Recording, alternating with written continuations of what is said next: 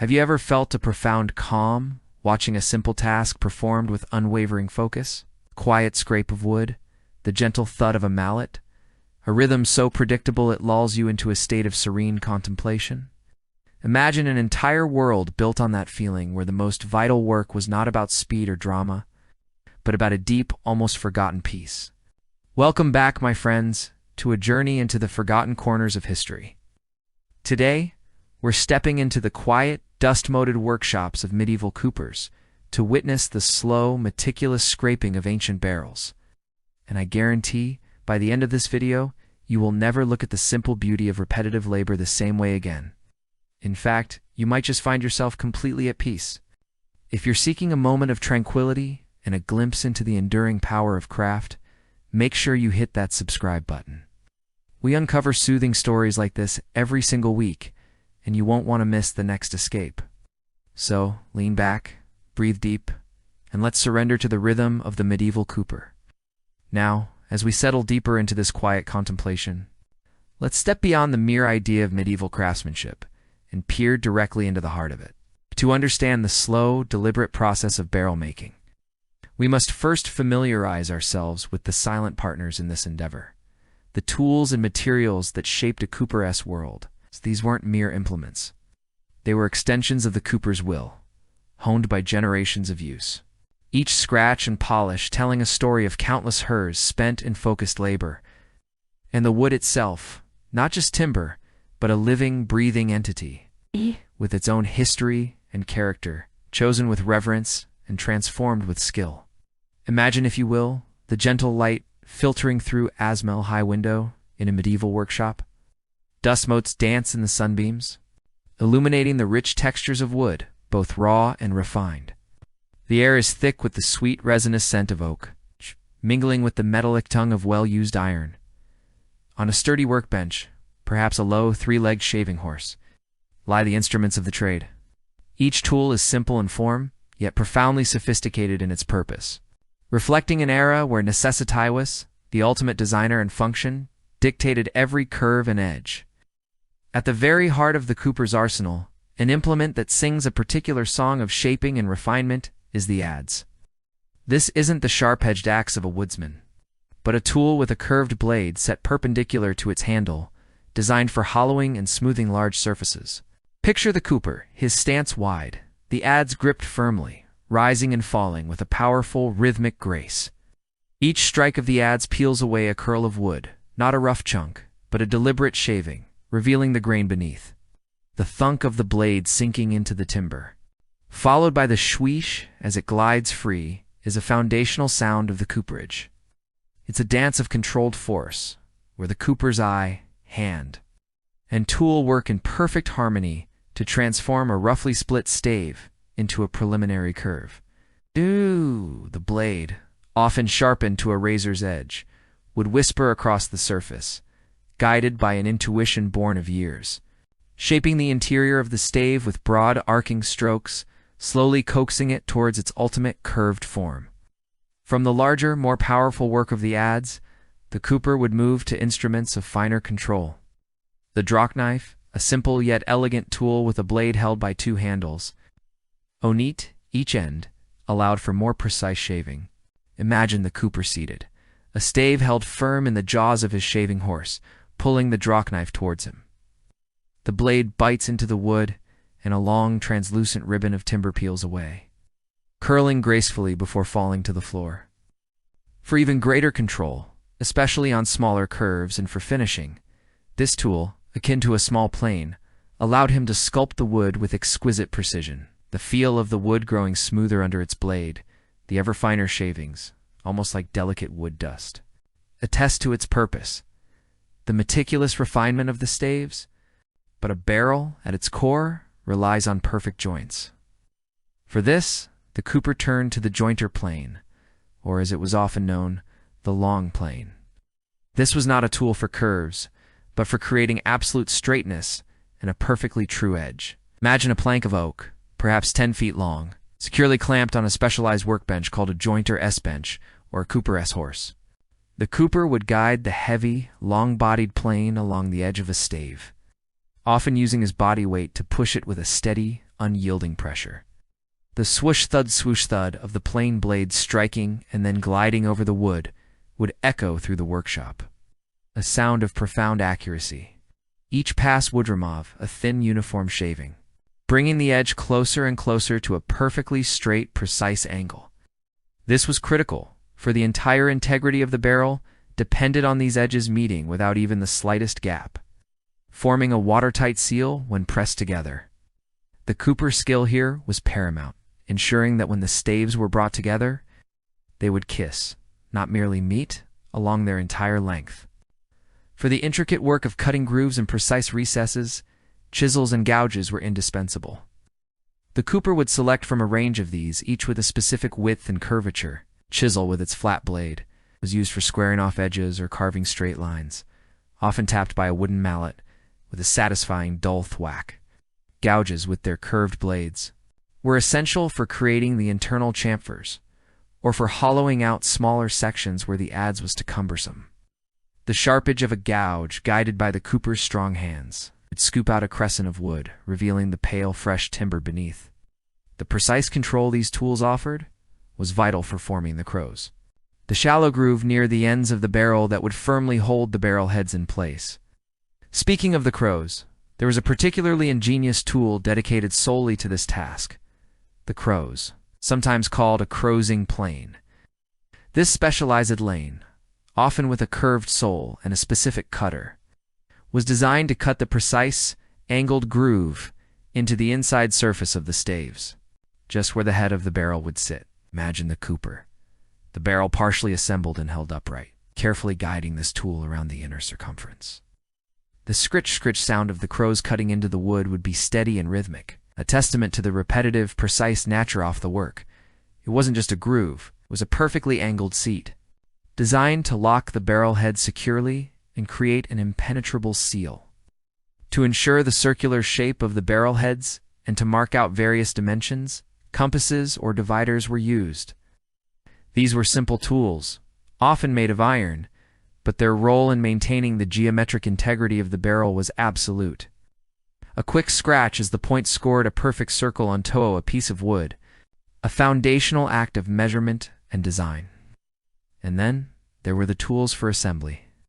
The hoop driver, also known as a set, was a robust, often heavy piece of metal or very dense wood, usually with a handle. This tool was used in conjunction with a large, heavy mallet to drive the hoops down the barrel staves. The clink-thud of the hoop driver against the metal or wooden hoop, ringing out steadily as the Cooper circled the barrel, tightening each hoop into place, was the crescendo of the assembly process. It was a sound of immense satisfaction, the final sealing of the vessel. Before any shaping could begin, the raw material, the logs, needed to be processed. This often involved a tool called a riving froe and a large wooden mallet. The froe, a heavy wedge-shaped blade with a handle, was placed on the end grain of a log. With powerful thwacks of the mallet, the Cooper would drive the froe down, splitting the log along its natural grain. This method, called riving, was crucial for barrel making. Unlike sawing, which cuts across the grain and can leave microscopic pores that leak, riving splits the wood with the grain, preserving its natural strength and integrity, creating staves that are inherently more watertight. The splitting sound was a sharp crack, followed by the tearing zisip as the wood yielded. And where did all this careful work take place? Often on a shaving horse, a specialized workbench that allowed the Cooper to clamp staves firmly with foot pressure, leaving both hands free for tools like the drock knife and spoke shave. Imagine the Cooper, his body bent slightly over the stave, his foot working the lever, the wood held securely as he performs precise controlled movements, the clack-thud of the foot pedal engaging the clamp, the scent of fresh wood rising. These were constant companions to the Cooper's labor. Now let us turn our attention to the soul of the barrel, the materials themselves. For medieval Coopers, the choice of wood was paramount, a decision that dictated the barrel's purpose, its longevity, and even the quality of the goods it contained. Undisputedly, the king of Alcooperage woods was oak. Specifically, white oak varieties were highly prized. Why oak? Its unique properties made it ideal. Oak is remarkably strong and durable, capable of withstanding the stresses of transport and storage. Crucially, Its cellular structure contains tyloses, which are natural blockages in the wood pores, rendering it highly resistant to liquid penetration. This natural impermeability, combined with its resistance to decay, made it perfect for holding wine, beer, and other liquids. Beyond its structural qualities, oak imparted flavor. The tannins within oak wood are essential for aging wine and spirits. Contributing to their complex profiles, imagine the deep, earthy scent of freshly split oak, a smell that hints at centuries of tradition and transformation. The sheer weight and density of an oak stave spoke volumes about the robustness of the finished vessel. While oak was primary, other woods found their purpose. Chestnut was sometimes used, particularly in regions where it was abundant. Osset shared some similar properties to oak regarding durability and resistance to liquid. Ash and elm might also be found in barrel construction, especially for purposes where a slightly less porous wood was acceptable, or for less demanding applications. However, fourth finest liquids, especially wine, oak, remained the undisputed champion. The selection and preparation of this wood were almost as critical as the crafting itself. A cooper wouldn't just take any log. He sought timber with a straight grain, free from knots and twists.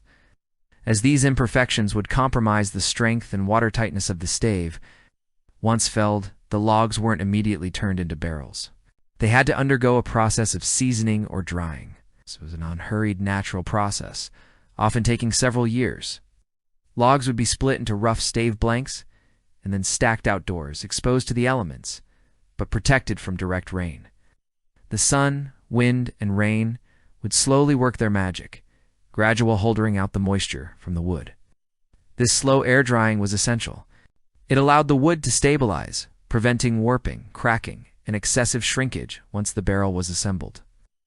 It also contributed to the subtle flavors that would later infuse its contents. Imagine the patient cooper waiting, understanding that true quality cannot be rushed. As the stacks of wood slowly grayed under the changing seasons, maturing alongside his own developing skill.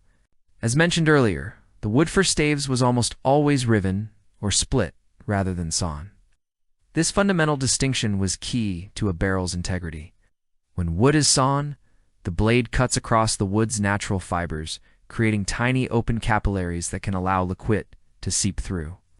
Riving, by contrast, follows the natural grain of the wood, keeping these fibers intact and closed, resulting in staves that are inherently stronger and far more watertight. The process of splitting the log with a froend mallet, listening to the wood groan and yield along its natural fault lines, was a testament to working with nature, not against it. Once the staves were shaped, they needed to be held together, and this required hoops. Medieval barrels primarily used wooden hoops.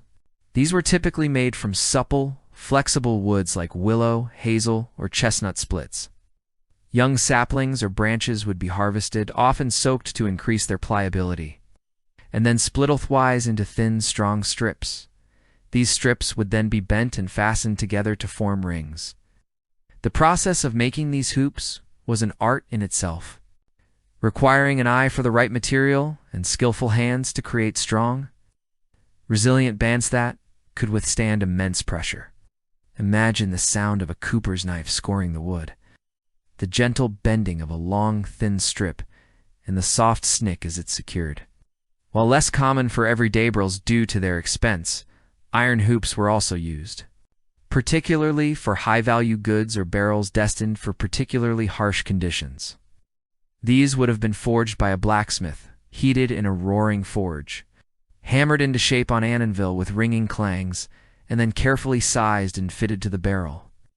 The stark contrast between the warm, natural feel of wooden hoops and the cold, unyielding strength of iron hoops offered different advantages, but both served the same crucial purpose: to bind the staves into a coherent, liquid-holding form. Finally, even with the most perfectly fitted staves, a medieval barrel often relied on simple sealing agents to ensure absolute impermeability. Asterisk reeds, rushes, or other plant fibers asterisk were commonly packed into the crow's groove around the barrel heads before they were finally set in place. These natural materials would swell when damp, creating an even tighter seal. For specific applications, such as wine or beer, the interior of the barrel might be coated with pitch or wax. This provided an extra layer of protection. preventing the liquid from interacting too aggressively with the wood or sealing any minute imperfections. The subtle, earthy scent of damp plant fibers or the warm, slightly sweet aroma of melting pitch would have been familiar notes in the cooper's workshop, each contributing to the ultimate goal of preserving and protecting. So you see, the medieval cooper's craft was a symphony of simple elements, meticulously chosen and skillfully wielded. Each tool, from the broad-faced adze to the delicate crows, served a vital purpose, an extension of the cooper's expertise. And each material, particular leaf, noble oak, was respected for its inherent qualities. Transformed from a raw gift of nature into an indispensable vessel. This deep connection to their tools and materials imbued their labor with a sense of purpose and a profound, quiet dignity. So you see, the medieval cooper's craft was a symphony of simple elements, meticulously chosen and skillfully wielded. Each tool, from the broad-faced adze to the delicate crows, served a vital purpose, an extension of the cooper's expertise. In each material, particularly the noble oak, is respected for its inherent qualities, transformed from a raw gift of nature into an indispensable vessel.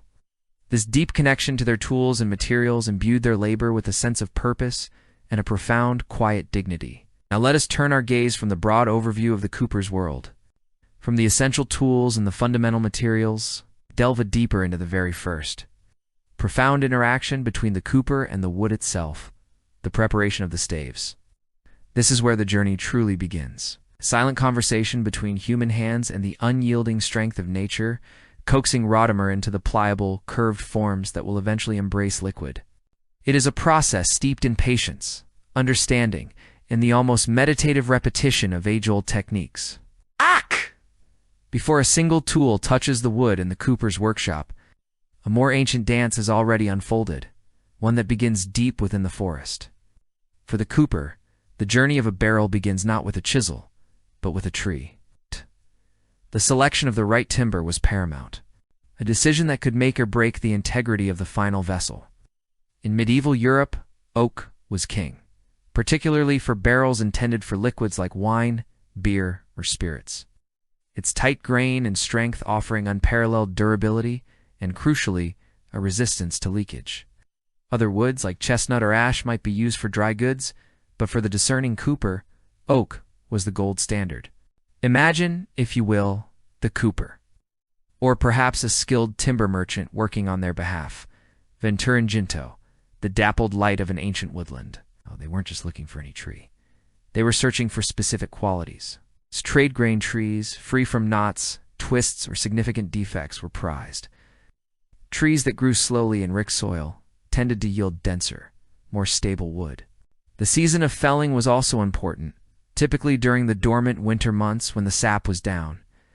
Reducing the risk of rot and making the wood easier to work and dry, once a suitable oak was identified and felled, the enormous task of transporting it began. Logs, often weighing hundreds of pounds, would be dragged out of the forest by teams of oxen, their hooves churning the earth. The air thick with the scent of damp soil and freshly cut wood. The journey to the cooper's yard or a nearby mill might be slow, arduous, and sometimes weeks long, testament to the sheer physical effort involved in acquiring raw materials in an age without mechanized sport. Upon arrival, the colossal log wouldn't immediately be sawn into planks, as we might do today, for high-quality staves, particularly for liquid-holding barrels. The wood was riven, or split, rather than sawn. This was a critical distinction. Sawing cuts indiscriminately across the wood's natural grain, potentially severing the long, strong fibers and creating microscopic pathways for leakage. Riving, on the other hand, follows the natural growth rings and grain lines of the wood, separating the fibers along their length. This ensures that each stave blank retains the full strength and impermeability of the original timber. It's making for a far more robust and leak-proof barrel. The process of riving was itself a demanding art. Large, heavy wedges, often made of iron or tough hardwood, would be driven into the end grain of the log with a maul, slowly persuading the wood to split along its radial lines. The sound would be a deep, resonant thud as the maul struck the wedge, followed by the soft, tearing rip of the wood fibers giving way, echoing through the yard. This initial splitting would produce large, rough billets, often triangular or wedge-shaped in cross-section, which were the nascent forms of future staves. These rough-hewn billets, still heavy with moisture, were then stacked carefully in the cooper's yard for seasoning. This was a period of deliberate, unhurried waiting, often spanning several years. In the medieval era, there were no kilns to artificially accelerate the drying process. Nature was the only kill. The billets would be stacked in open-sided sheds, or simply out in the elements, arranged in such a way that air could circulate freely around each piece. Sunlight, wind, and the gentle passage of seasons would slowly draw the moisture from the wood. This slow air drying was crucial. It allowed wood to stabilize gradually, reducing internal stresses and making it less prone to warping, cracking, or shrinking drastically after the barrel was assembled. It also allowed certain tannins and other volatile compounds to leach out, subtly influencing the flavor profile of liquids stored within, a crucial consideration for wine or ale barrels. Imagine the cooper walking amongst these stacks of wood, perhaps once a week, touching the sun-warmed surfaces, listening to the subtle creaks and groans as the wood continued its transformation. The scent of seasoned oak, dry and earthy, would hang heavy in the air, a constant reminder of the patience and foresight required for their craft. This seasoning period wasn't just about drying. It was about maturing through wood, preparing it to hold its shape and perform its vital function for decades, sometimes even centuries. Once seasoned, perhaps 3 or 4 years after the tree was felled, the billets were finally ready to enter the workshop. This marked the true beginning of the cooper's direct, hands-on work with the wood. Each billet, still rough and unwieldy, carried the promise of a finished stave within its fibers, a promise the cooper was tasked with unveiling.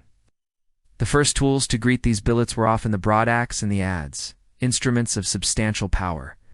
Designed for aggressive material removal, the broadaxe, with its wide offset blade, was used for squaring up the larger faces of the billet, often against a sturdy chopping block. The cooper would stand over the wood, swinging the heavy axe with a powerful, controlled arc, the blade biting deep into the oak. Hump.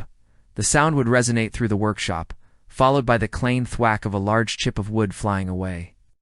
This wasn't delicate work. It was about bringing the rough billet down to a more manageable size and shape. Removing the excess material that wasn't destined tobe, part of the final stave, the sapwood, the lighter, softer outer layers of the tree, would be ruthlessly removed at this stage, as it was less durable and more prone to rot. Then came the adze, its distinctive tool, with its arched, curved blade mounted perpendicularly to the handle. Was the primary instrument for roughing out the initial curve and taper of the stave. Imagine the cooper standing astride the billet, which might be propped up on a specialized horse or simply laid flat on the floor. With rhythmic, powerful strokes, the cooper would swing the adze downwards, the curved blade scooping out chunks of wood. Thunk, thunk. The sound would echo, a steady, driving rhythm. The cooper's body would move in a fluid, almost dance-like motion, his arms and shoulders working in unison, guided by an experienced eye and an innate understanding of the wood's grain. The adze allowed the cooper to begin shaping both the internal and external curves of the stave. Barrels are not simply cylindrical. They bulge in the middle, a design that maximizes strength and allows for easier rolling and handling. This characteristic belly, or bilge, required a corresponding curve in each individual stave. The adze, more than any other tool, was used to create this initial sweeping arc. The cooper would continually rotate the billet, working on one face, then the next, constantly assessing the emerging shape. The floor around them would quickly become littered with thick, aromatic chips of oak, each one a testament to the skilled hand removing precisely what was unnecessary. This was intensely physical labor. Sweat would bead on the cooper's brow, muscles would ache, but there was a quiet intensity to their focus. They weren't just chopping wood.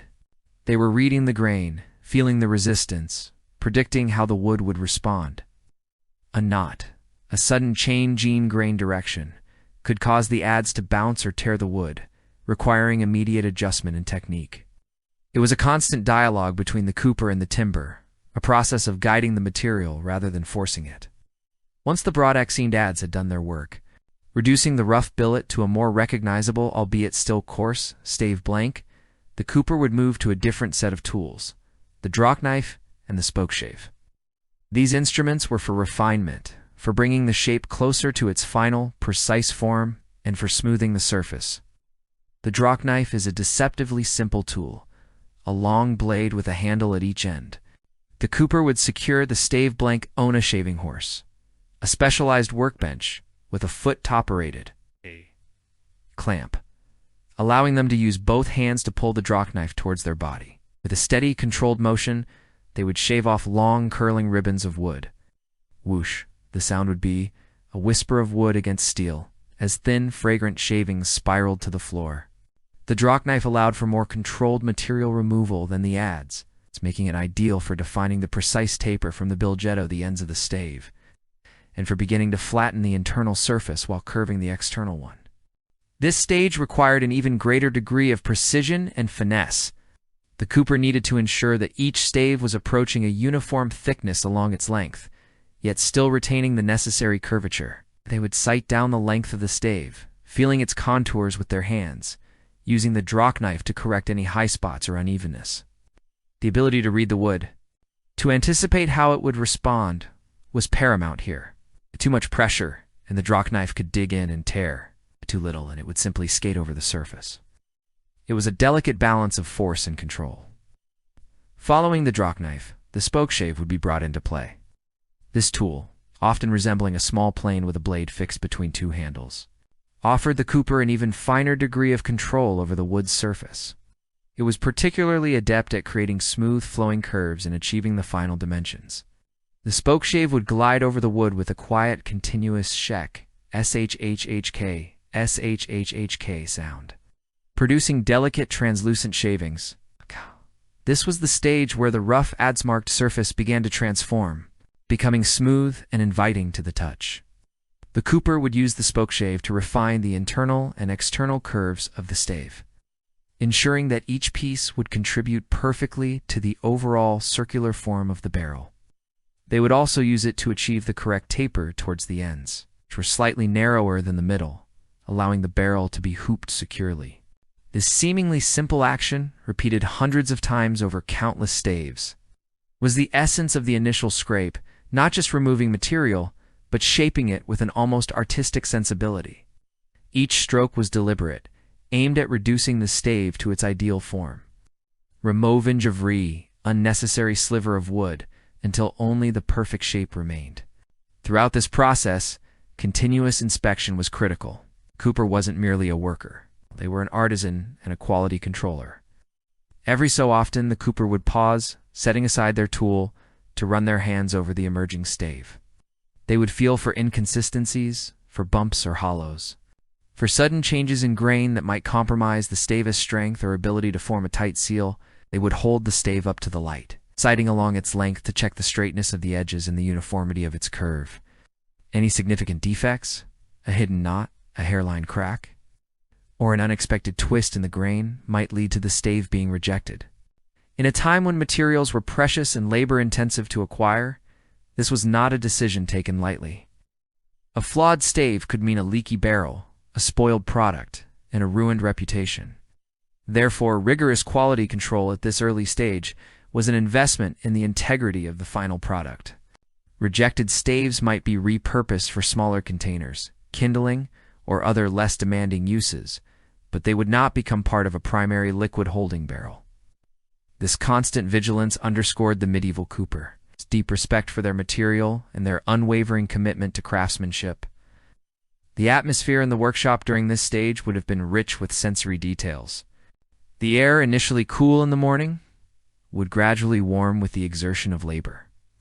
It would be permeated with the sweet, dry, slightly tannic scent of fresh oak shavings, a smell unique to a Cooper's workshop. The rhythmic sounds of the tools, the percussive thunk of the adze, the smooth whoosh of the draw knife, the gentle shick of the spokeshave, would blend into a working symphony. A steady pulse of creation, sunlight filtering through small windows or a wide doorway, would illuminate the swirling dust motes and the piles of fragrant wood shavings accumulating on the packed earth floor. This initial scraping was more than just rough shaping. It was the birth of the stave. From a raw, unyielding billet, the Cooper, through muscle skill, An almost intuitive understanding of the wood would reveal the graceful curved form required for a barrel. Each piece was individually assessed, shaped, and refined, laying the foundational lacquery upon which all subsequent steps of barrel construction would depend. It was a testament to the profound connection between the artisan and their material, a testament to the quiet dignity of turning the raw gifts of nature into something essential, beautiful, and enduring. The staves now lay before the cooper, each a testament to hours of careful labor, transformed from rough billets into gracefully curved forms. They were ready. The initial scraping had revealed their inner truth, honing them to precise dimensions, their edge spreppered to meet and meld into a seamless whole. This was the moment of truth, the culmination of all that preparatory work. As these individual elements would begin their journey of becoming a single, robust vessel, we now enter the chapter of precision fitting, assembly, and adjustment. This is where the cooper's intuitive understanding of wood and form truly shines, a delicate dance of force and finesse that breathes life into the barrel. Ow. It is a process that is both physically demanding and intellectually intricate, requiring an artisan's full attention, a keen eye, and an almost psychic connection to the material. The first step in this fascinating assembly process began with what was often called a raising up hoop, or a temporary collar. This wasn't a permanent fixture, but rather a robust, often simple iron band, sometimes even a stout rope or a specially crafted wooden ring. Designed to serve as the initial embrace for the very first staves, the cooper would place this hoop on a level surface, often directly on the packed earth floor of the workshop, or perhaps on a low, sturdy wooden stand that allowed for easier access. It provided the foundational circle, the gravitational anchor around which the barrel would begin to rise. With raising up hoop in place, the cooper would select the first stave. There was no random grabbing here. Each stave had a specific place, a particular curve, a unique grain pattern that the cooper had observed and memorized during the earlier shaping stages. The first stave would be carefully placed inside the raising up hoop, held upright. Then, a second stave. Its neighbor would be brought into position, its edges meeting the first, and then a third, and a fourth, until a quarter, or perhaps even a third, of the barrel's circumference had been tentatively established. This initial arrangement was fragile, a precarious circle of wood. The staves leaning against one another would sway and threaten to topple, demanding a steady hand and a quick, experienced eye. Imagine the scene. The cooper often kneeling or stooping, his powerful hands cradling each stave, guiding it into its rightful place. The air would be still, save for the soft clatter of wood as a stave was gently nudged, or perhaps a low, murmuring sigh from the cooper as he focused his efforts. The sweet, dry scent of oak would already be more pronounced. Now thatch-shaped pieces were gathered. As more staves were added, the growing circle would become marginally more stable, but it was still far from self-supporting. This delicate balance necessitated the introduction of the first truss hoops. These were formidable, heavy bands of iron, thicker and stronger than the permanent hoops, and often wider. Their purpose was purely functional, to compress and hold the staves together with immense force, allowing the cooper to shape the barrel and work on its intricate turn without the entire structure collapsing. The cooper would carefully slide the first truss hoop over the assembled staves, guiding it down from the top. It rarely went smoothly on the first try. The staves, still slightly splayed, would resist, their edges catching. This is where the cooper's driver and mallet came into play. The driver was a specialized tool, typically a heavy, sturdy piece of wood or metal, shaped to fit over the hoop hand, provide a striking surface. The mallet, often a large, heavy wooden club, was swung with considerable force. Thunk, thunk, thunk. The rhythmic percussion would begin, echoing through the workshop. The driver would be held against the truss hoop, and the mallet would strike the driver, slowly, deliberately, forcing the hoop down the tapered staves. Each thunk was a powerful statement, a deliberate act of compression. The sound wasn't just noise, it was information. The cooper could hear, through the resonance of the wood and the metallic ring of the hoop, how the staves were responding, where resistance was greatest, and where the fit was beginning to take hold. As first truss hoop was driven down, the barrel began to visibly tighten. The gaps between the staves, once discernible, would begin to close, often with a soft creak or a low groan from the wood as it yielded the immense pressure. Dust motes, disturbed by the vibrations, would dance in the shafts of sunlight, illuminating the cooper's intent face, perhaps flecked with sawdust and beaded with sweat. His arms would move with practiced ease, his body a oiled machine, exerting controlled power. The secret to a strong, watertight barrel lies in the precise fit of each stave against its neighbors. There should be no visible light passing through the seams. This required not just brute force to drive the hoops, but an incredibly discerning eye. The medieval cooper would meticulously examine the emerging cylinder, running a hand along the exterior, feeling for any irregularities, any points where the staves didn't quite meet perfectly. A sliver of light, a hairline crack, a subtle bulge. These were all telltale signs of an imperfect fit, and they could not be ignored. If a gap was detected, the cooper would have several options, each requiring a precise application of skill. Sometimes it was a matter of simply adjusting the pressure of the hoop, driving it down a fraction more at a particular point. Other times, a specific stave might need to be momentarily loosened, carefully removed from the assembly, and subjected to a further minute shaving. This was often done with a spoke shave, a tool that allowed for incredibly fine, controlled cuts, paring away mere wisps of wood until the edge was perfect. The air would briefly carry the soft shick of the spoke shave, a whisper against the louder thuds of the mallet, creating a seal even before any sealant was applied. This was the mark of true mastery, a testament to the initial shaping and the precision of the assembly. The feeling of the staves coming together with this kind of exactitude was, for the cooper, a profound satisfaction. It was the physical manifestation of his long-honed skill. It's the proof that his judgment of the wood's grain, its strength, and its curve had been impeccable. As staves continued to be added and as more truss hoops were progressively driven down, the barrel began to truly take on its characteristic shape. It was not a simple cylinder, but a form with a distinct bilge, the widest part oft barrel, typically in the middle and a tapering toward the ends where the heads would eventually be fitted. This elegant curve was not achieved by bending flat staves into a wider middle section. Rather, it was inherent in the individual shaping of each stave. Each stave was wider in the middle and narrower at the ends, and slightly bowed along its length. When these precisely cut staves were brought together under compression, they naturally formed the desired bulge. The cooper, using the driver and mallet, would work his way around the barrel, systematically driving down the truss hoops. He would move in a deliberate, measured pace, ensuring that the pressure was evenly distributed. Too much force in one area could distort the barrel's shape, while too little would leave gaps. This was a continuous, iterative process of driving, checking, adjusting, and driving again. The soundscape of the workshop would be dominated by the percussive thunk-thunk of the mallet, occasionally punctuated by the sharper clang of metal on metal as the driver slipped or was repositioned. The sheer physical exertion involved in driving these heavy iron hoops was immense. The cooper's muscles, honed over years of labor, would strain with each swing of the mallet. Ow! Sweat would undoubtedly trickle down his brow, and his breathing would become deep and measured. Yet there was a profound grace in his movements, an economy of motion born from countless repetitions. He wasn't just hitting, he was guiding, coaxing, persuading the wood into its destined form.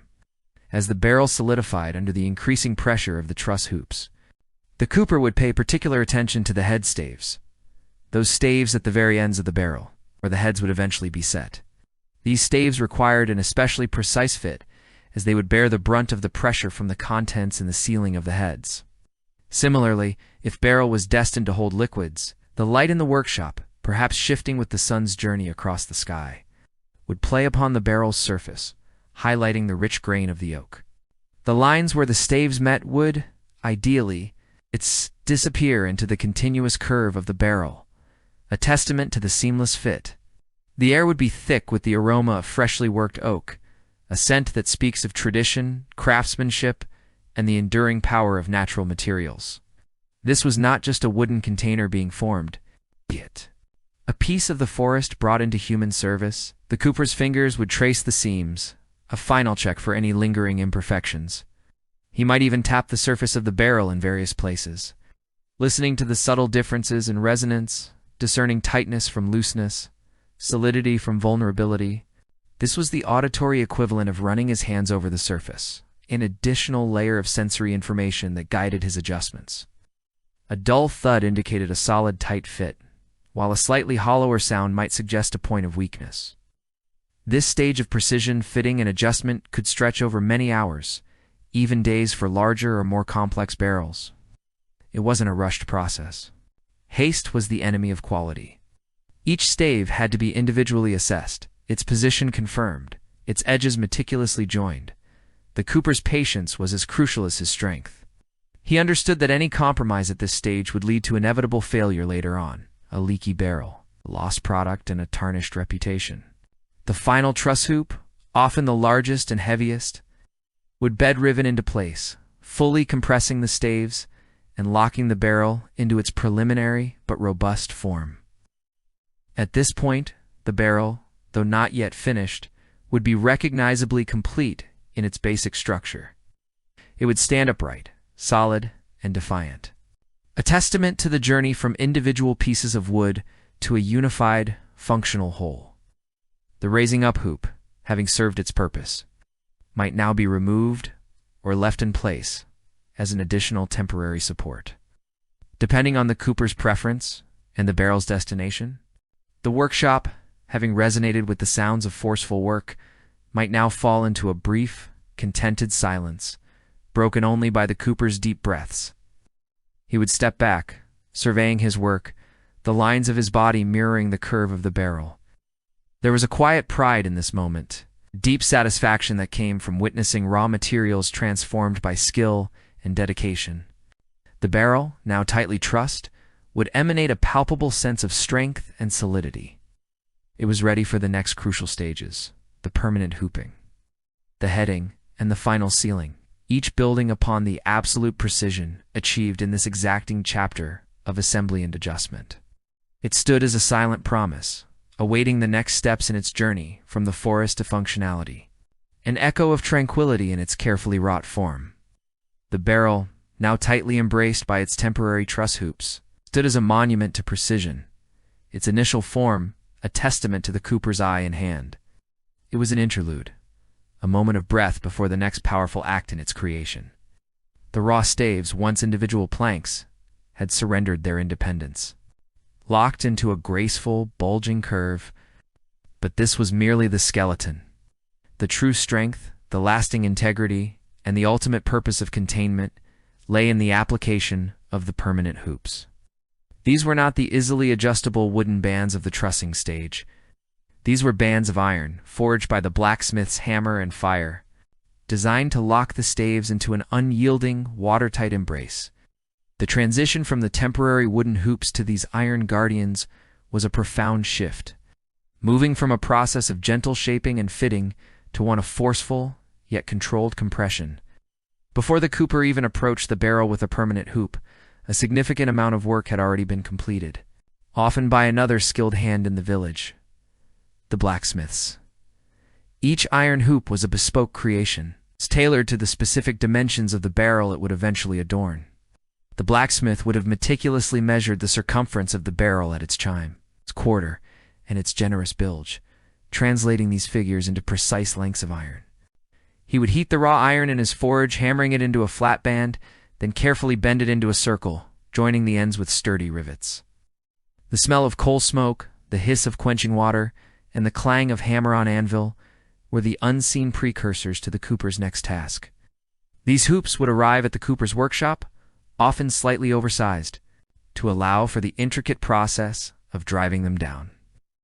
They lay in stacks, cool and metallic, reflecting the dim workshop light, each one a promise of immense strength. The cooper would inspect them, feeling their weight, checking the integrity of their rivets, and ensuring their smooth, unblemished surface. Any rough edges or imperfections could score the wood or hinder the driving process, compromising the barrel's eventual seal. The actual process of permanent hooping always began from the bottom up, with the chime hoops. These were the first lines of defense, securing the very ends of the staves where the barrel's head would eventually sit. The Cooper would select the appropriate hoop, holding it upright, aligning it carefully over the top edge of the barrel. It hung there for a moment, a cool metal ring against the warm, earthy tones of the wood, a stark visual contrast that underscored the imminent transformation. Then came the primary tool for this stage, the hooping hammer, or more specifically, the Cooper's driver. This was no ordinary hammer. It was a specialized tool, often heavy, with a broad, flat face. Designed to strike the iron hoop without damaging the wood beneath, the Cooper would hold the driver, its handle worn smooth by generations of hands, and position it against the top edge of the hoop, usually at a point directly above a seam between two staves. The first blow was almost a test, a light tap to seat the hoop just slightly. It produced a sharp, metallic ring. A clear sound that echoed briefly in the workshop. The hoop would shift, dropping a fraction off an inch, its resistance palpable. Then came the series of deliberate, powerful strikes, each one a testament to the Cooper's strength and precision. He would move systematically around the barrel, striking the hoop in a sequence, perhaps in quarters, then halves, then smaller increments, ensuring an even descent. The soundscape of the workshop would change dramatically during hooping. Gone was the gentle scraping, the subtle thud of the mallet, the whisper of the drawknife. Now, Thier vibrated with a rhythmic, percussive symphony. The clang of the driver on the iron hoop, sharp and bright, would be followed by a deeper, more resonant thud, as the iron compressed the wood. As the hoop settled lower, the initial sharp ring would soften, growing more muted, indicating that the metal was finding its purchase, biting into the staves. The Cooper's breath would deepen, his movements becoming a dance of controlled power. High sighs, constantly scanning the hoop's edge. Watching its descent, ensuring it remained perfectly level, there was a subtle, almost imperceptible shift in the barrel itself with each strike. The wood, which had previously held a degree of flexibility, began to stiffen, to become rigidly locked into its curve. The individual staves, still visible, now felt undeniably unified, bound by the unyielding grip of the iron. This was not just about holding the staves together. It was about creating the impenetrable seal as the iron hoops, driven with immense force, compressed the wood fibers, eliminating any minute gaps between the staves that might allow leakage. Over time, when the barrel was filled with liquid, the wood would absorb moisture and swell, further tightening this already formidable seal, making it incredibly difficult for anything to escape. Once the first chime hoop was firmly seated, the Cooper would repeat the process for the second chime hoop on the same end of the barrel. This provided double reinforcement at the most critical points where the head would be inserted. The same methodical, rhythmic blows, the same careful observation, the same evolving soundscape would fill the space. The air in the workshop would seem to thicken with the effort, the physical exertion of driving iron hoops down a barrel, demanding significant stamina. With the two chime hoops secured at one end, the Cooper would then often flip the barrel over, or carefully maneuver it to work on the opposite chime. This ensured a balanced application of pressure and prevented any distortion that might arise from hooping one end entirely before beginning the other. Again, the familiar rhythm would recommence. The initial light taps, the growing power of the strikes, the distinct sounds of iron meeting driver, and wood yielding to iron. As the chime hoops neared their final position, the Cooper would listen intently to the sound of each strike. Clear, solid thud indicated a good, tight fit. A slightly hollower or ringing sound might suggest that the hoop hadn't fully seated in that particular spot, or that there was a slight unevenness in the staves, requiring further targeted blows. It was an auditory feedback loop, guiding the Cooper shand with every swing. He didn't just see the hoop move, he heard its journey to completion. Next came the application of the quarter hoops. These hoops were positioned roughly a quarter of the way between the chime and the wides point, the bilge. Their purpose was to provide additional support and to distribute the immense pressure exerted by the bilge hoops, which would come next. While perhaps not as visually dramatic as the initial chime hoops, their placement was equally critical, acting as architectural buttresses for the barrel's overall structure. The process was identical. Selecting the correctly sized hoop, positioning it, and driving it down with the rhythmic, powerful blows of the Cooper's driver, each strike a precise calculation of force and placement. Finally, the Cooper would turn his attention to the bilge hoops. These were often the heaviest and widest hoops, securing the broadest part of the barrel, its very heart. The bilge was where the staves curved most dramatically, and where the forces of internal pressure would be most keenly felt. Driving these hoops required even greater strength and meticulous care. The convex curve of the bilge meant that the hoops had to be driven down precisely to ensure an even compression all around. Alignmentor could lead to significant stress points, or worse, compromise the integrity of the staves. The Cooper might use a heavier driver for the bilge hoops, or simply apply more brute force to his swings. The clang of the iron would be deeper, the thud of the wood more profound as these central hoops were slowly, painstakingly driven into place. It was during this stage that the barrel truly transformed from a collection of curved planks into an unyielding vessel.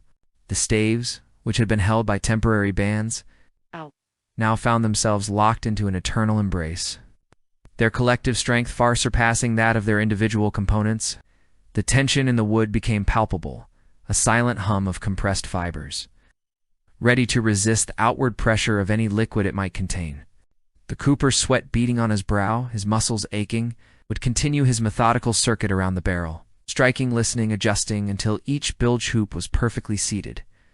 He woodrined his hand along the smooth iron, feeling for any proud edges or inconsistencies. The surface of the wood beneath the hoops might show the faint indentations of the iron, a testament to the immense pressure applied, yet still remaining unmarred, a testament to the Cooper's skill. The hooping process was a grueling one, demanding not just physical strength, but also a profound understanding of the wood and the iron. A Cooper had to know instinctively how much force was too much, how many blows were sufficient, and where to apply the pressure. Too much force in one spot could split a stave. Too little, and the barrel would leak. It was a balance, a delicate dance between raw power and refined attack, honed over years of practice. Each barrel, no matter how similar to the last, presented its own subtle challenges, its own unique grain, its own whisper of resistance. Once all the permanent hoops were in place, the chime hoops, the quarter hoops, and the bilge hoops, the temporary truss hoops, having served their crucial purpose, would be removed. The difference was immediate and striking. The barrel, which moments before had been held by a mix of wood and iron, now stood purely as a monument of wood and iron, its form resolute and unyielding. The gentle, almost organic feel of the wooden trussing was replaced by the cold, hard, yet infinitely reassuring grip of the forged iron. The sounds of the workshop would soften again, the metallic symphony giving way to the gentle creak of the building, the distant calls from outside, or perhaps just the Cooper's own heavy breathing. He would step back, wiping his brow with the back of a calloused hand, and survey his work.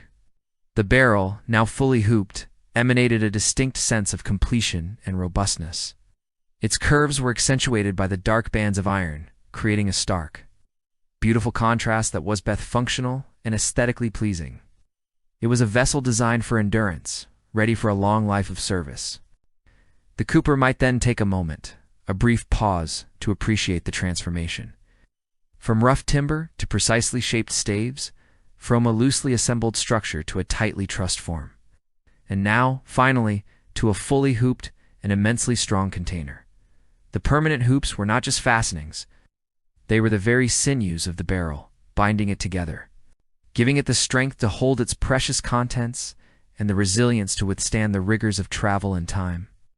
This stage, hooping the barrel, securing the form, was the culmination of much of the earlier work, solidifying all the previous efforts into a truly functional whole. It stood a silent promise, awaiting the next crucial steps, the heading and the final sealing. The barrel, now fully hooped and standing with a proud, almost defiant robustness, was undeniably a container. Yet it remained open, its ends gaping, a strong skeleton awaiting its vital organs. The metal hoops had indeed secured the form, but the vessel was far from complete. This next stage, the finishing touches, smoothing and sealing, was where the barrel transitioned from a sturdy framework into a truly functional, watertight and aesthetically refined object, ready for its long life of service. It was a step-by-step dance of precision, patience, and an unwavering commitment to enduring quality. The cooper, having secured the hoops, would now turn his attention to the barrel's extremities, the heads. These were the circular discs that would seal the top and bottom, locking in the contents. Unlike the curved staves, the headpieces were typically made from flatter, thinner planks, carefully selected for their straight grain and lack of defects. Often, a single head would comprise several smaller boards meticulously joined together. He would lay out these planks, selecting those that best complemented each other, like a painter choosing his palette. The edges would then be carefully planed, ensuring a perfectly straight joint, almost invisible to the eye when pressed together. Using methods like tongue and groove, or perhaps simple dowels, these individual pieces would be glued with hide glue, then clamped tightly, left to dry for hours. Sometimes overnight, until they wear a single, solid, unyielding board. Once dry, the cooper would take this assembled board and, with a large compass, scribe a perfect circle onto its surface. This circle would be slightly larger than the actual opening of the barrel, accounting for the unique way it would seat.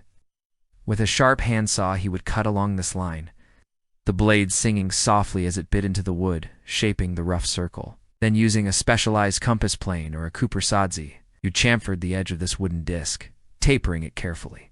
This tapered edge was crucial. It allowed the head to slide into the narrow groove that would soon be cut into the barrel's interior.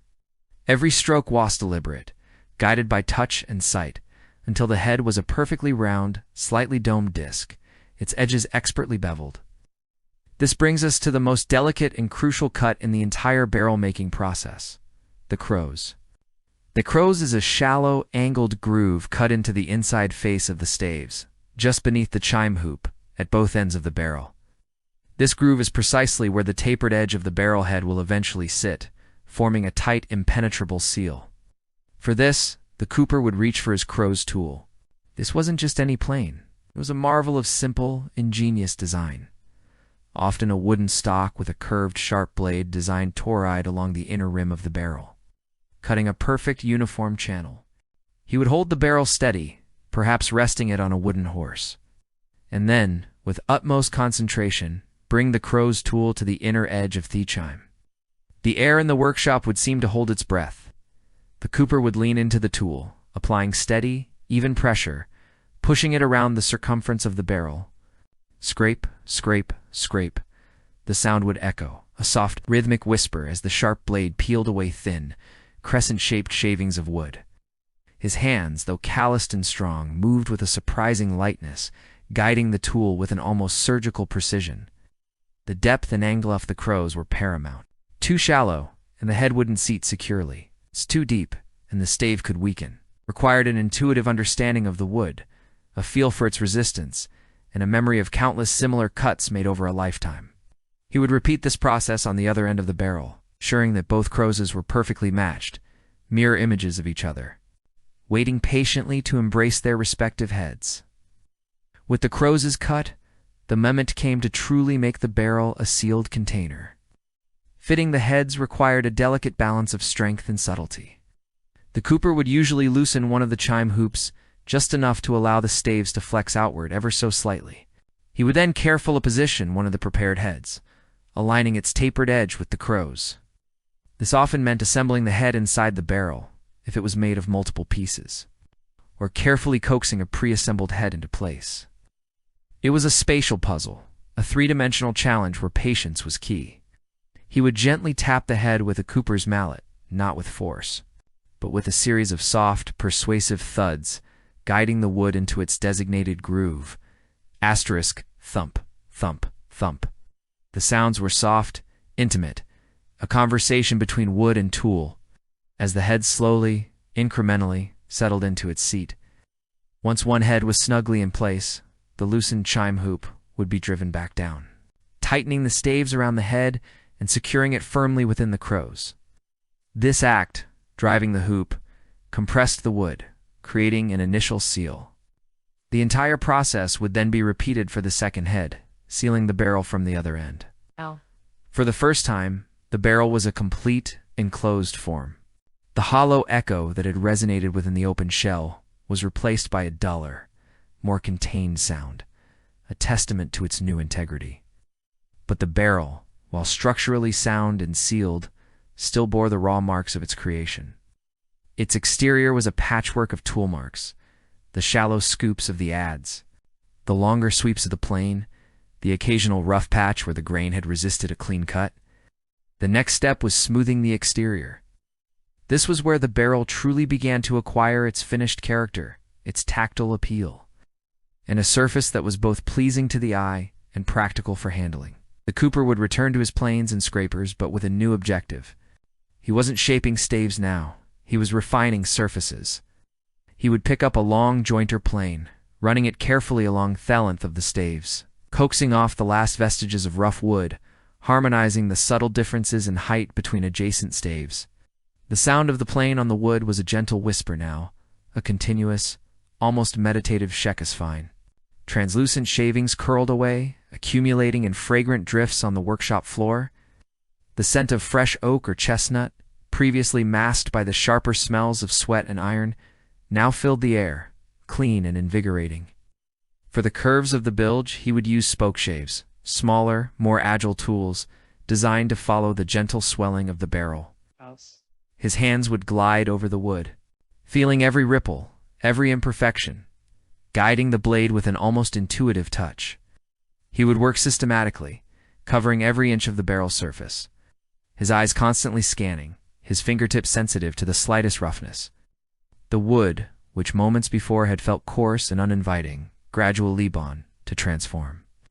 The grain, previously obscured by tool marks, now revealed itself in intricate patterns, swirls, and lines, each barrel telling its own unique story in timber. The light catching the newly smoothed surface would no longer scatter. Instead, it would reflect, giving the wood a soft, inviting sheen. This wasn't about creating a perfectly polished, furniture-grade finish. Barrels were working vessels. But they were also objects of pride. A smoothly planed surface was less prone to splintering, easier to clean, and simply more pleasant to handle. He would pay particular attention to the chime, ensuring no sharp edges remained, making it comfortable for the hands that would grip it. He might use a final, very sharp scraper, a thin blade drawn across the surface at a steep angle to remove any last plane marks or raised grain, leaving behind a surface that felt almost silken to the touch. In an era before sandpaper as we know it, this meticulous hand planing and scraping was the ultimate form of refinement, a testament to the cooper's dedication to his craft. With the exterior smoothed, the focus shifted back to the most critical aspect, the long-term integrity off seal. While the crows and the tightly driven hoops provided an initial seal, medieval coopers often employed additional measures to guarantee watertightness, especially for liquids. This was the final, crucial stage of sealing. One common method involved using natural fibers.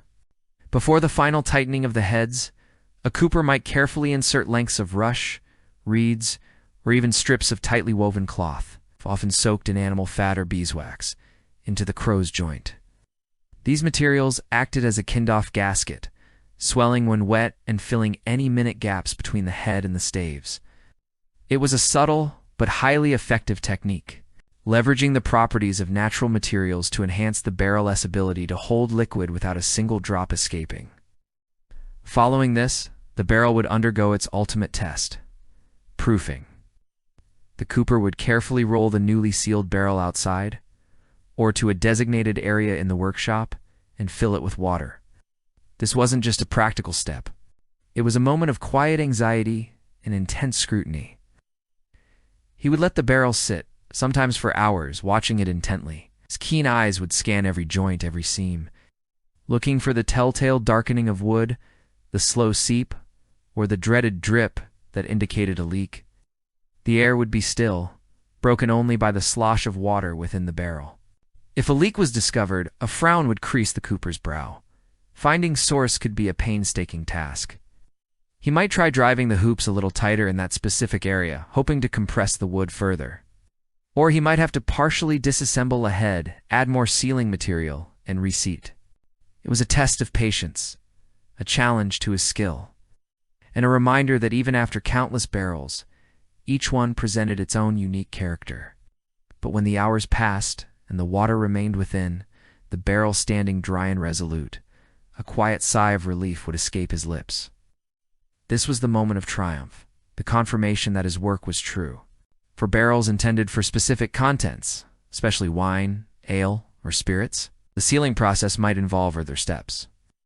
For wine and ale, the interior of the barrel might be rinsed thoroughly, perhaps even steamed, to cleanse it and ensure it didn't impart any unwanted flavors to its contents. For spirits, particularly in later medieval periods and certain Libby early modern times, charring the interior was a common practice. Imagine the scene. A small, controlled fire built inside the barrel, perhaps using oak splinters or a specialized iron burner. The cooper would carefully monitor the flames, rotating barrel to ensure an even charring of the interior surface.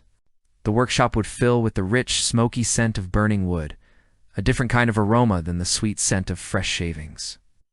The sound would be a low crackle, a deep rumble within the barrel, which was crucial for filtering impurities and imparting desirable flavors and colors to spirits like whiskey.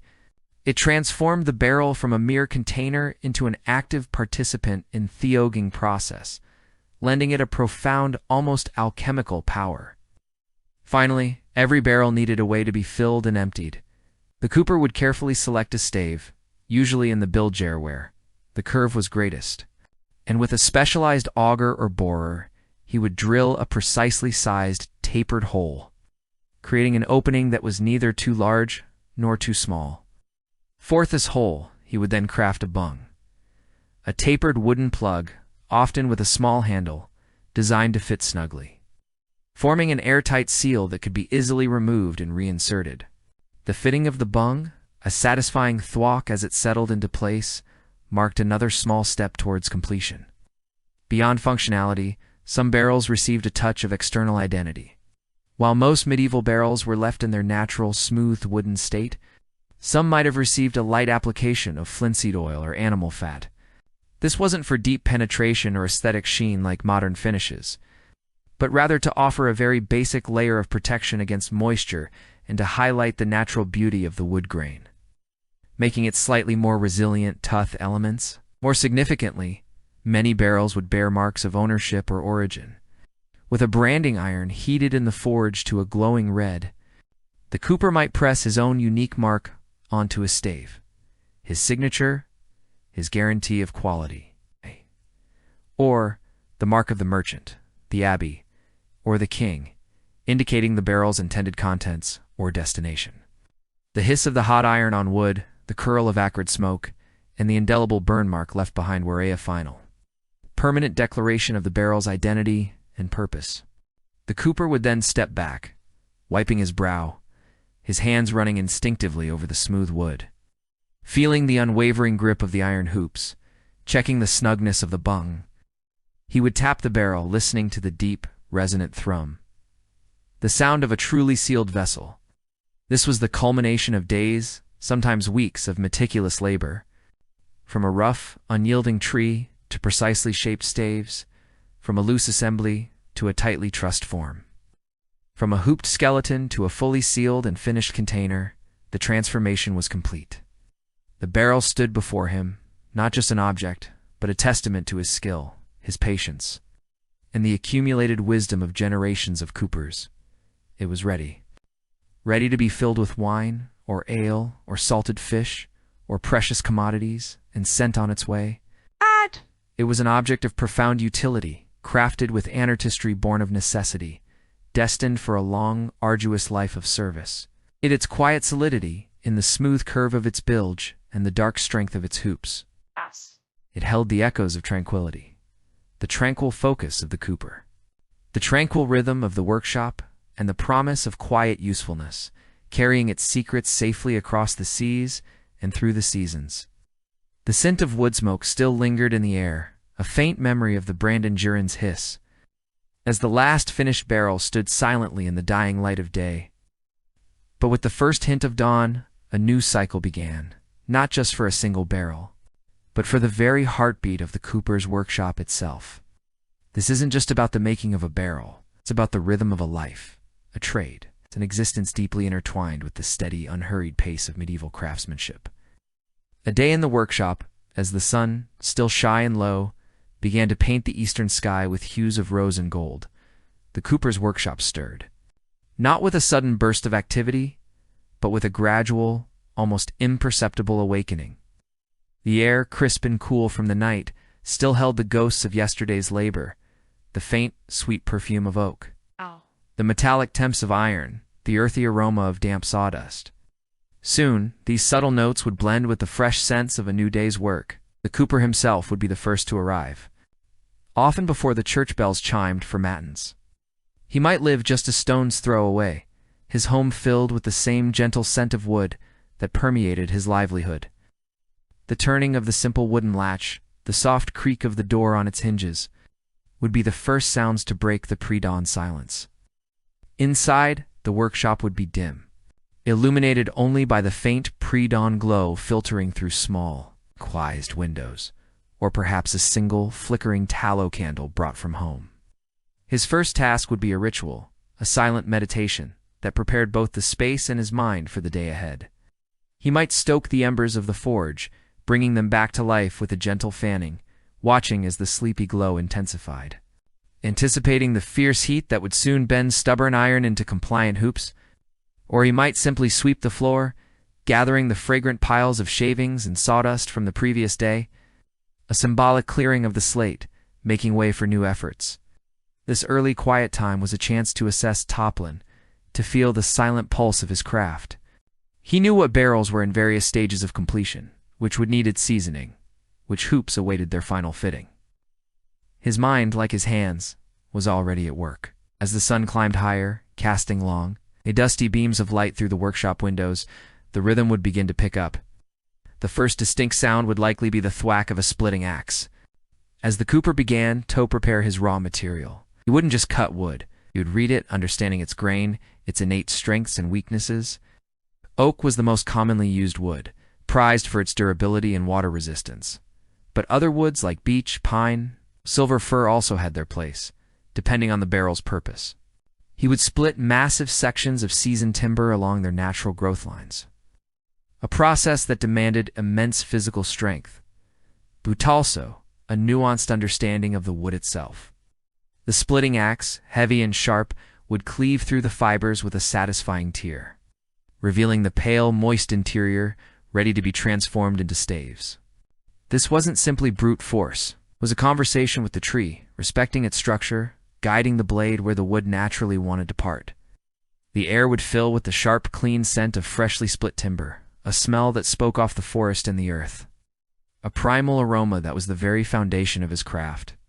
As each section was split, he would carefully inspect it, discarding any pieces with knots or an inconsistent grain that might compromise the integrity of a future barrel. Next would come the rough shaping, often with a broad axe, to bring the staves closer to their ultimate form. This was where the slow scraping truly began, a gradual reduction of material. The axe strokes would be deliberate, powerful, yet controlled, carving away the excess wood, giving the staves their initial gentle curve and taper. The thud of the axe against the wood, the shhhk as it sliced through the fibers, would create a steady, percussive backdrop to the growing light of morning. With the rough shaping done, the real artistry of the cooper would emerge with the more refined tools. The draw knife, a sharp blade with two handles, would be pulled towards him, shaving off thin, fragrant curls of wood. This tool allowed for incredible control, thinning the staves with precision, parting that distinctive convex curve to their outer surfaces, and the complementary concave curve to their inner ones. Each pull of the draw knife was a practiced movement, guided by years of muscle memory, transforming a rough plank into a carefully sculpted segment. The sound was a soft, continuous whisper off wood against steel, as the cooper's hands danced over the surface. He might also employ a jointer plane, a long modal flat plane, used for smoothing and flattening the wooden surfaces, or an adze for more detailed shaping. The goal was not merely to shape the wood, but to make it speak to its neighbors. The edges of each stave had to be planed with meticulous accuracy, so that when they were brought together, they would meet in a seamless, watertight joint. This was the work of the sun plane, a specialized tool with a curved sole that allowed the cooper to create the precise bevels on the stave edges. The shek-shek of the sun plane, a dry, woody rasping, would resonate through the workshop, each stroke a testament to the pursuit of perfection. This was slow, painstaking work, each stave requiring individual attention, tested against its fellows, adjusted and readjusted until the fit was absolute. The air would be thick with the fine, sweet dust of freshly planed wood, a pervasive, comforting scent. As the morning progressed, other tasks would interleave with the stave shaping. Some staves, particularly for larger barrels, might require heating and bending to achieve their pronounced curve. This traditional method, still used today, often involved placing the assembled but unhooped staves over a slow oak fire. The heat would make the wood pliable, allowing the cooper to draw in the temporary truss hoops with a winch, slowly coaxing the staves into their final elegant form. The crackle and pop of the fire, the rising plume of steam, and the rich, smoky aroma of toasting oak would add a primal layer to the workshop's sensory tapestry. This toasting process wasn't just for shaping, it could also influence the flavor of the liquids stored within, imparting subtle notes to wine or beer. The cooper's hands, calloused and strong, would move with an economy of motion, each gesture purposeful, would be years of repetition. There was a silent language between the craftsman and his materials, a deep understanding of wood's inherent qualities, its resistance, its willingness to yield. He learned to listen to the whispers of the grain, to feel the subtle vibrations of his tools, to anticipate how the wood would respond to each stroke. This intimate knowledge was passed down through generations, an unbroken chain of tradition, apprenticeship, and quiet dedication. By midday, the workshop would hum with a steady, almost musical rhythm. The sharp clang of hammer on iron from the forge, where hoops were being shaped and sized, might mingle with the softer tap-tap-tap of a hoop driver's seat engine iron band firmly around a newly assembled barrel. The coopers of old also made wooden hoops, primarily from willow, ash, hazel, or chestnut.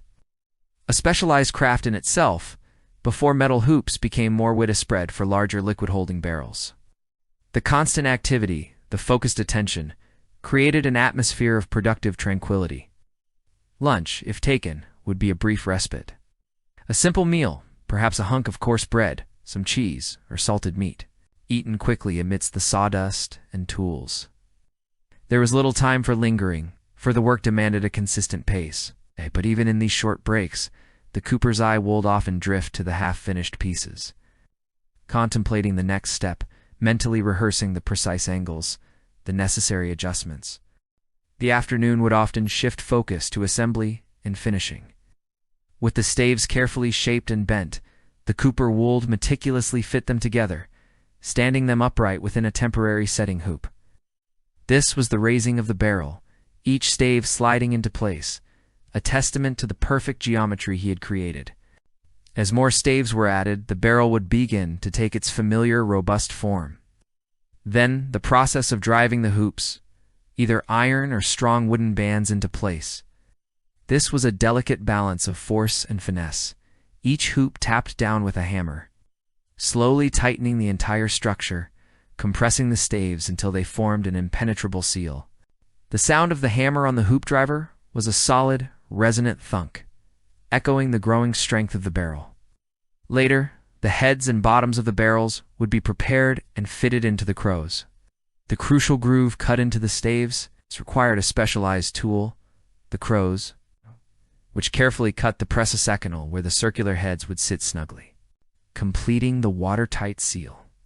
Each head, meticulously planed and fitted, often composed of several pieces joined together, would be gently eased into its groove. Then the final, external scraping and smoothing, ensuring the barrel's exterior was free of splinters and blemishes, a tactile delight that spoke of quality and care.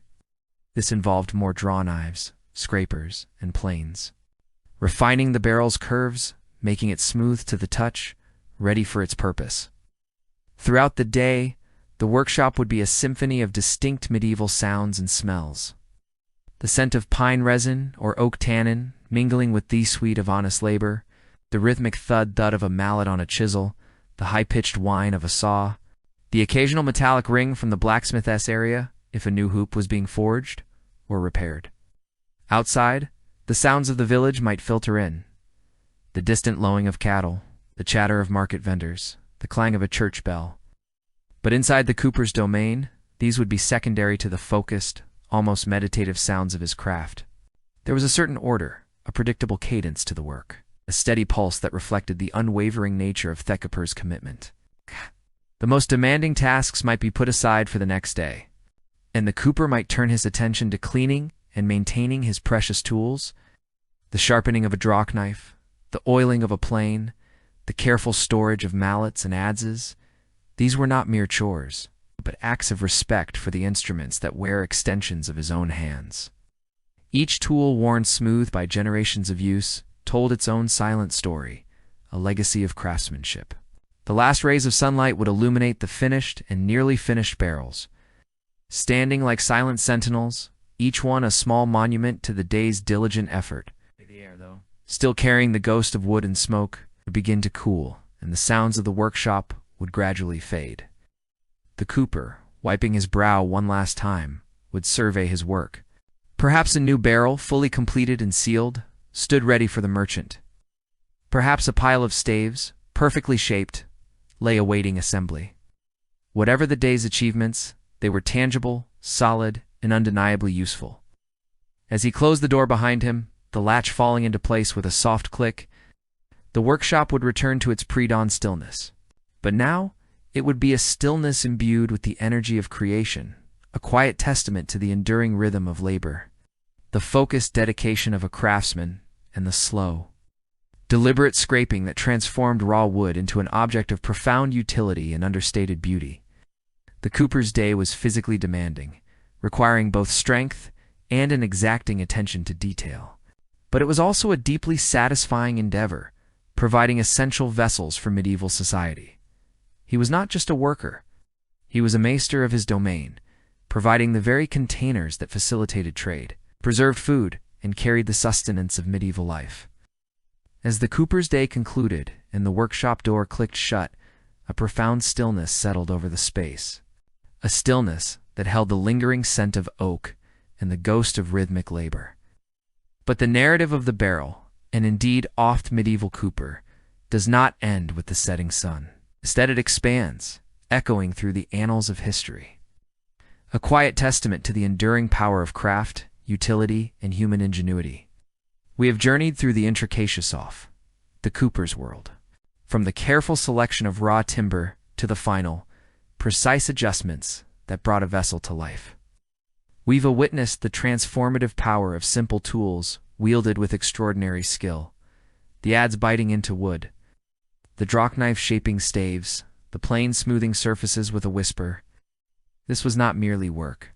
It was an art, a dance between human will and natural material, guided by an understanding honed over generations.